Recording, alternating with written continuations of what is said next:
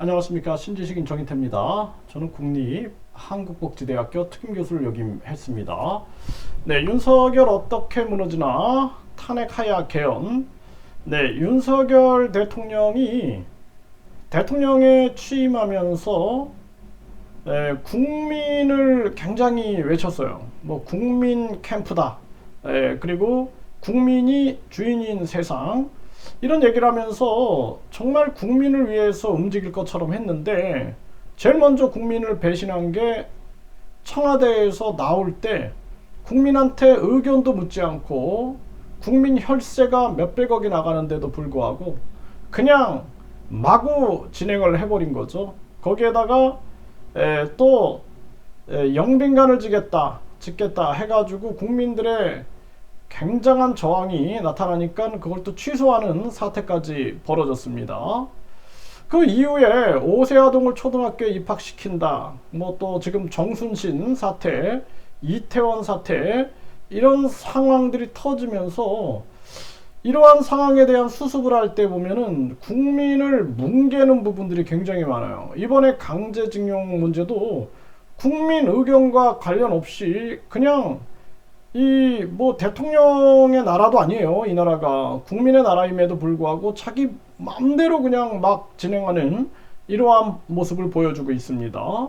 그래서 탄핵 목소리도 커지게 되고 하야 목소리도 커지게 되고, 그리고 이 정치 기술자들 입장에서도 이거 꼼짝없이 이거 만들지 않으면 안 되겠다라는 생각을 안 할 수가 없는 겁니다. 그래서 이 윤석열 대통령에 대한 탄핵 목소리가 굉장히 커지고 또 하야 목소리가 커지게 되고, 그리고 정치 기술자들은 개헌을 준비하는 겁니다. 개헌. 그래서 개헌을 준비해서 내각제 개헌을 하게 되면은 국민들이 반감을 사니까 국민들을 깜짝 속이기 위해서 분권형 대통령제라고 얘기를 하는 거죠. 사실상 분권형 대통령제가 아니라 분권형 국회의원제가 되는 거예요. 국회의원제. 그래서 국민을 속이는 겁니다. 분권형 내각제인 거예요. 내각제. 그래서 왜 분권형 내각제이냐. 그래서 결론은 국회의원 중심제로 흘러가고 있다는 것입니다. 그래서 윤석열 대통령에 대한 탄핵에 대한 부담이 있어요. 우리 국민들이 노무현 탄핵, 박근혜 탄핵 이런 걸 겪으면서 탄핵해봤자 그나물의 그 밥이다라는 거죠. 그래서 박근혜 탄핵이 이루어지고 나서 문재인이 대통령이 됐는데 새로운 세상이 열리기는커녕 더 힘들어져서 결국에는 문재인과 저항했던 윤석열을 대통령으로 만들어 놨더니 이건 더 심한 겁니다. 그러니까 우리 국민들 또한 탄핵 하야에 대한 부담을 갖고 있는 거예요. 그렇기 때문에 이제 전문 정치 기술자들이 개헌을 시도하게 된다. 그래서 개헌을 해서 양당 독재를 무너뜨리겠다 하면서 윤석열 정당, 윤석열당과 윤석열의 힘을 빼버리는 거죠. 네, 그리고 뿐만 아니라 더 나아가서는 이 분권형 대통령제, 그러니까 유사 내각제를 통해서 완전히 윤석열의 이 무장해제를 진행하게 될 것이다. 저는 그렇게 진단하고 있습니다. 그래서 이제 국힘의 전대가 끝났어요. 이제 본격적으로 개헌 세력이 움직이고 선거제도 개편이 움직일 겁니다. 내각제로 가기 위한 중간 단계에서 필요한 것이 뭐냐 하면은 그게 바로 다당제, 그리고 다당제를 이루기 위해서는 중대선거구제입니다. 그래서 윤 대통령이 중대선거구제를 던진 이유는 사실상 한 선거구에서 2명, 3명, 4명이 당선된다 그러면은 윤석열 사람들이 많이 당선될 확률이 높은 거죠. 뭐 이런 일반 뭐 무명 정치인들은 당선되기 어려워지게 되는 거고, 이런 것들을 노린 게 아니냐, 저는 그렇게 판단이 들고, 근데 그 판단 속에서 정치 기술자들은 궁극적으로 이제 중대선거구제를 통해서 국회의원 수를 늘리고 국회의원 중심제로 가자 해가지고 개헌을 당길 것이다. 한쪽에서는 탄핵 목소리가 커지게 되고 한쪽에서는 하야 목소리가 커지게 되고, 그러니까 탄핵의 부담을 느끼는 사람들은 하야를 외치게 되는 거죠. 그런데 또 이제 김건희 특검이라든지 50억 클럽 특검이 조여오게 됩니다. 그 정치 기술자들은 교묘하게 이 상황을 이용해 가지고 개헌을 통해서 국회의원 수를 늘리고, 그리고 국회의원 중심제로 가게 되면은 대통령은 이제 바지 대통령이 되는 거예요. 바지 대통령. 지금 뭐 국힘도 김기현이 바지 대표다라는 얘기가 나오죠. 이것처럼 너도 이제 바지 대통령 한번 돼봐라 해가지고 결국에는 위장된 내각제, 변형된 내각제, 이 유사 내각제로 가게 된다라는 거예요. 이게 올해 급격하게 일어나게 될 겁니다. 그래서 윤석열에 대한 엄청난 반대 여론이 생기게 되고, 그리고 우리나라 경제가 굉장히 힘들어집니다. 네, 그래서 지금 미국에서 국빈을 대우한다 하니까 좋겠죠. 하지만 그 뒤에는 뭐가 있을까요? 군사적으로 도와주는 척 하면서 무기를 판매하고 각종 분담금을 요구하고, 그 뒤에는 반도체예요. 반도체를 잡아먹는 겁니다. 그래서 과거에도 한번 삼성, 현대, LG, SK, 바이오생명과학 미국에다가 공장을 지어라 해가지고 미국의 중산층이 붕괴되는 것을 막으면서 거기서 이 고급 일자리들을 창출해가지고 미국은 지금 경제 호황, 생산소비 투자, 그리고 모든 거 고용까지 안정이 되고 있는 거예요. 그때 이제 한국은 개털이 되는 겁니다. 그리고 한국은 무역에서 가장 큰 비중을 가지고 있는 게 반도체인 거예요. 반도체. 그런데 이 반도체를 미국이 빼앗아 가게 되고, 결국에는 반도체 지원법에 의해서 우리가 미국의 지원금을 받는 순간 완전히 반도체 노예가 되는 겁니다.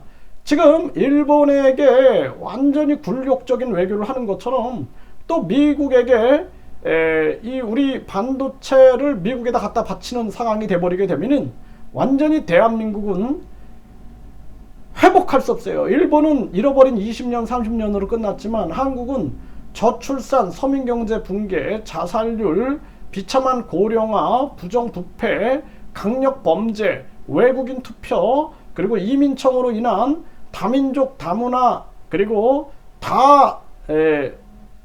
다민족, 이러한 상황 속에서 대혼란 속에서 회복이 안 됩니다. 한국의 최대 위기예요. 그래서 이 대한민국 국민들이 윤석열, 이재명을 찍은 대한민국 국민들은 반성을 해야 돼요. 반성. 왜 비리 의혹이 넘쳐나는 사람들을 굳이 대통령으로 만들려고 했는가? 이게 거대 양당 제도의 폐해다라는 거예요. 그래서 이제는 국민 주권 제도가 필요하다. 그래서 제가 계속해서 국회의원 국민 소환제, 국회 해산 국민 투표제, 국민 투표 시민 발안제를 외치고 있는 것입니다. 그래서 많은 사람들이 저를 욕하는 거죠. 어리석고 개돼지 같은 국민들이 무슨 국민 투표를 하느냐, 그리고 국회 해산을 국민이 한다는 게 말이 되느냐, 이런 얘기를 해요. 진짜 교수들이 이런 얘기를 합니다. 네, 그리고 국민 투표 시민 발안제, 대통령의 고유 권한인 국민 투표 부의권을 국민에게 준다? 국민을 아주 우습게 보는 겁니다. 그러니까 과거에 우리 국민들을 완전히 자국민들을 노비로 삼고 사고팔고 했던 그 DNA가 이 소위 말해서 지배자들, 그리고 기득권자들의 DNA 속에 흐르고 있는 거예요. 그래서 우리 국민들을 과거에 노비들로 보는 거예요. 노비들로 보니까 저한테 역정을 내는 거죠. 감히 국회의원 엘리트들을 국민들이 소환하냐. 이 교수들이 이런 얘기를 합니다. 의사들이 이런 얘기를 합니다. 저는 진짜로 깜짝 놀랐어요. 아니 저 자식이 저게 의사인데, 교수인데 어떻게 저런 얘기를 하지? 지는 국민 아닌가? 예? 그래서 결국에는 그들의 DNA 속에 국민을 무시하고 있는 거예요. 아주 하위 하급의 이 진짜 사람 벌레로 보고 있는 겁니다. 그러다 보니까 그런 얘기를 하고 있는 거예요. 이게 심각한 문제죠. 그래서 지금이 대한민국 최고의 위기다. 그래서 뭐 미국이 윤 대통령 완전히 나르시시스트 아시죠? 왕자병, 공주병. 그래서 막 관심 받고 막 잘해주고 옆에서 막 띄워주고 영웅화 시켜주고 막 왕자처럼 만들어주고 왕처럼 막 대접해주고, 그러면은 기뻐가지고 그냥 어쩔 줄 모르는 거예요. 그러다 보면 어떤 정치인들은 지가 신이라고 막 그래버리는 거예요. 이제 막 내가 신이다 뭐 이런 사람 한두 사람이 아닙니다. 네, 이번에 국힘에도 보셨죠? 당대표에 뭐 자기가 그냥 무슨 창조주다 그러면서 나오는 사람 보셨잖아요. 그러다 보니까 완전히 나르시시스트가 돼가지고 완전히 그냥 막 주변에서 영웅화 시켜주고 우상화 시켜주고 신격화 시켜주니까 그냥 기뻐갖고 하다가 그냥 결국에는 나라 들어 바쳐버리는 그런 상황들도 발생될 수 있다는 것입니다. 그래서 주변에서 목에 칼이 들어와도 진실을 얘기하는 사람이 없다. 그러면은 그 나라는 유지되지 못하는 거예요. 조선왕조 500년, 고려왕조 500년, 그 왕조, 그 통일신라 1000년 왕조가 어떻게 유지됐습니까? 아부꾼들 때문에, 간신배들 때문에 유지됐다? 아닙니다. 목에 칼이 들어와도 진실을 얘기하는 사람들 때문에 유지가 됐다라는 거예요. 그런데 이 대통령이나 또는 이 왕들이 나르시시스트가 된다. 그래가지고 자기를 신격화 시켜주는 걸 좋아하고 자기를 완전히 그냥 영웅화 시켜주는 걸 좋아한다? 그럼 망하는 거예요. 망하는 겁니다.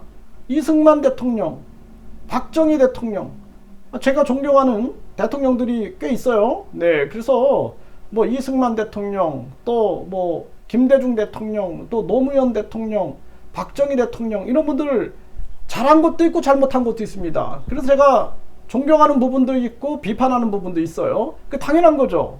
저도 잘하는 거 있고 못하는 것도 있으니까. 그런데 결국에는 주변에서 신격화시키고 우상화시킨 그러한 대통령들은 말로가 아주 좋지 않았어요.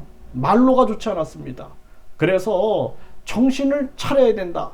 그래서 윤석열 대통령이 초심을 잃어버리고 국민 캠프다, 국민이 주인인 세상, 지금 그냥 완전히 당정일체 명예 당대표, 그리고 막 주변에서 그냥 우상화 시켜주고 뭐 제2의 박정희, 제2의 이승만 막 이러니까 그냥 정신을 못 차리는 겁니다. 지금 결국에는 탄핵 세력과 하야 세력의 압박, 그리고 국민들의 분노, 그리고 정치 기술자들의 개헌, 이걸 통해서 윤 대통령은 무너지게 될 것이다. 저는 그렇게 예측을 합니다.